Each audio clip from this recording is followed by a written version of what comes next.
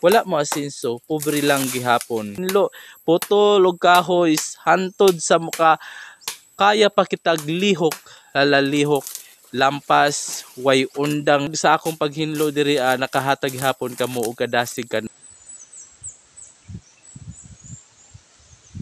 Okay guys, maayong hapon. Diyan na po ko dire sa atong YouTube channel. Diyan na po ta sa atong umahan kay lagi sige naman po tag-ari. Kay mao na magiging atong trabaho, magsigig uma. Mo nang ako ipakita sa inyo ang akong trabaho karon, maglampas na po ta diha, magsigi na po taghinlo kay aron ang atong gihinloan atong matamnan. Mo na ako ipakita sa inyo mga ka-viewers diha na magsigi tag uma. Kay kung pobrita, magkayod-gayod ta perminti. Kay walay imposible na mangandoy ta. Usa man ta kakabos, mao nang maningkamot ta. Bisag wala tay kwarta, basta naa tay yuta, pwede ta magsugod diha sa yuta. Ato laning plastaron, ato laning pangitaan og pamaagi kung unsa ang atong ma-income sa atong yuta. Ang atong yuta anaara. Pila ni katuig wala gayud nato ni siya natiman. Pero naara diya ang grasya, wala lang nato na itisok ang liso na angay makapaasinso sa ato na mag-uuma. Mo nang ako mismo, hagit ako sa akong kagalingon, kay dugay ra na mga panahon, wala gayud ta mo asinso. Ang pag-uma, layo ra gayud ni sa tinuod. Labi na sa mga uban na mga kabatanunan, dili na nila gusto mag-uma kay ngano, wala diriya ang ilang pagkaasinso. Pero atong paningkamutan na ang ilang hunahuna dili day sakto. Kung dili pwede di ay ta mo asinso kung nata sa uma. Ato lang ning plastaron, ato lang ning tagaan og higayon para matisok nato ang atong angay itanom sa atong mga kaumahan. Ug karon magsugod na ta og paghinlo.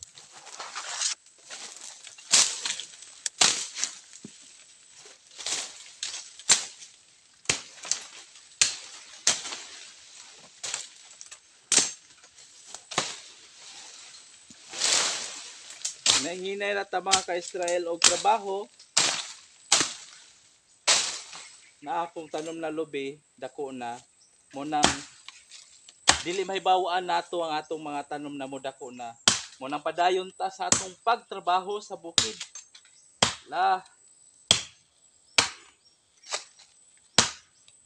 Hinahinay ra god.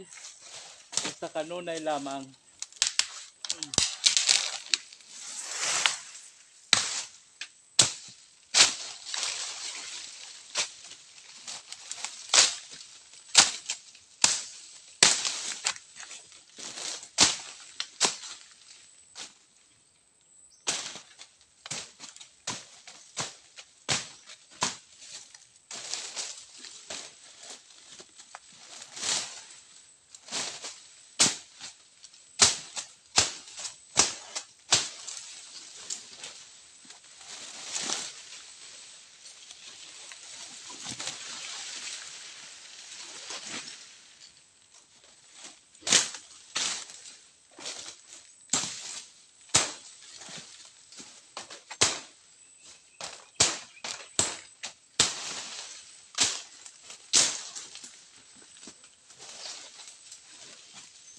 Kadaghanan gayud sa ato murag wala na gayud ganahi o dili gayud nila mutikad na sa uma sa yuta. Bisag daghan tay mga yuta na bakante diri sa Pilipinas, murag dili gayud ta gusto na mag-uma. Kay ngano, kapoy, wala tay makita na mo asinso ta diri tinuod na. Mo nang atong mga kabatanunan, wala sila hilig sa pag-uma. Kay dili sila makakwarta diri dili sila moasinso diri muna naningkamot in town sila pag-eskwela. Pero ang atong mga ginikanan kay tungod wala na may makapaingnan sa yuta gayud sila nag-ugmad. Daghan na mga mag-uuma, wala mo asinso, pobre lang gihapon. Kay tungod siguro ang ilang nakita na mga kwarta diri kulang ra gihapon sa pamilya. Unsa may atong buhaton sa maniini, ako naglampas na lamang ko, naghinlo ko diri nganong naghinlo ta kay aron ang atong mga tanom diha maka ginhawa na makoy mga lubi diha o kani mga bag-una kuning lubi tungod sa ilang kasagbot wala na gayud na sila matubog maayo. Kinahanglan kung ang imong kalupaan ani sagbot kaayo hinluin na siya. Kung kulang pa na itanom diha tamnan.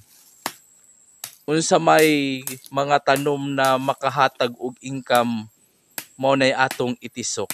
Mao ning karon maghinlo ta dinhi na atong area kay ako ning tamnan og kapayas. Ang atong mission diri sa atong bukid karon mao nay atong pagtanom og mga prutas.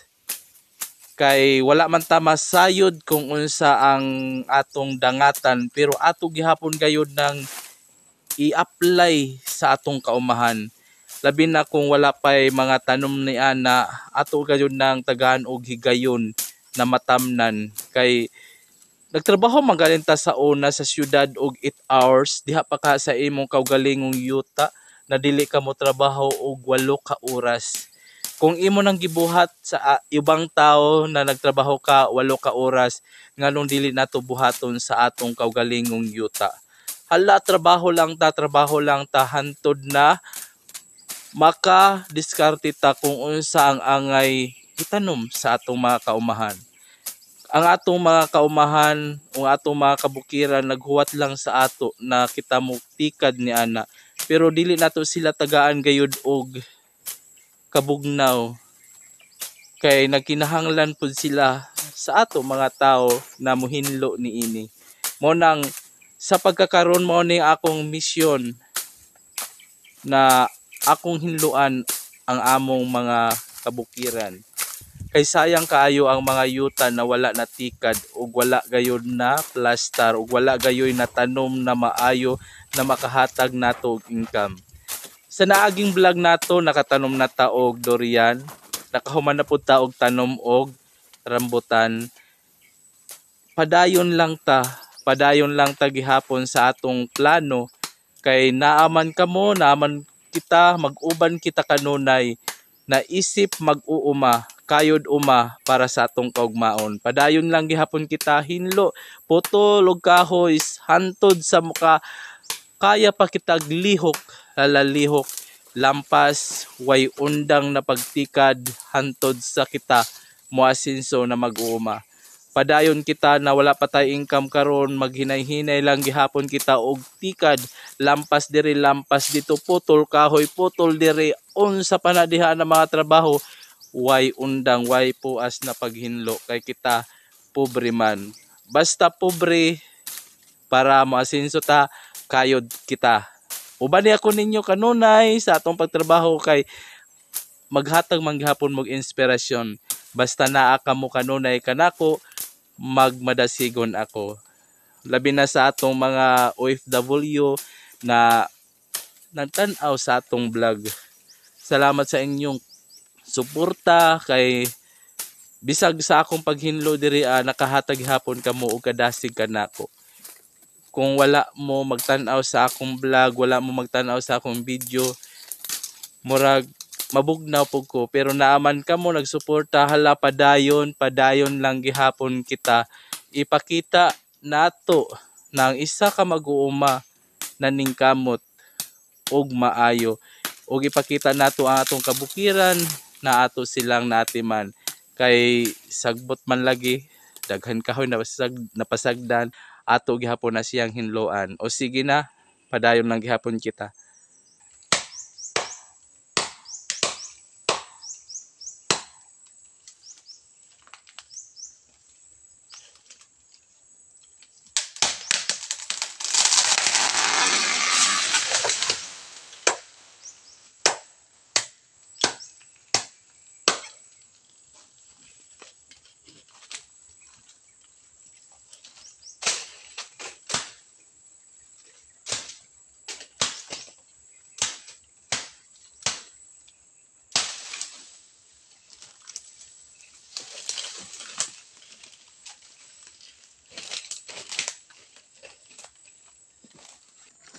Okay. nahuman ra ang atong trabaho karong adlaw og medyo gikapoy ta pero padayon lang gihapon ta sa atong uma kay wala man tay amo, kita ang amo. Magpunto ta kung pila lang ka oras ang atong trabaho kaysa mga muhan ka 8 ka oras pagayod ang imong pulido na trabaho pero kung imong kaugalingon ikaw ra ang magpunto sa imong trabaho. Natay nahuman karon nindot kay naa mo nagsuporta sa ako isuporta gihapon mo sa ako padayon kita sa atong paghinlo sa atong uma. Kung giganahan mo sa akong YouTube channel, ayaw pud kalimtin ninyo mag-like, comment, subscribe. Ang pag-asinso sa tao, inubanan sa lihok. Ako si Israel Sibuala. Daghang salamat sa inyong suporta. Magkita-kita ta sa sunod natong vlog. Daghang salamat sa inyong tanan. Bye-bye.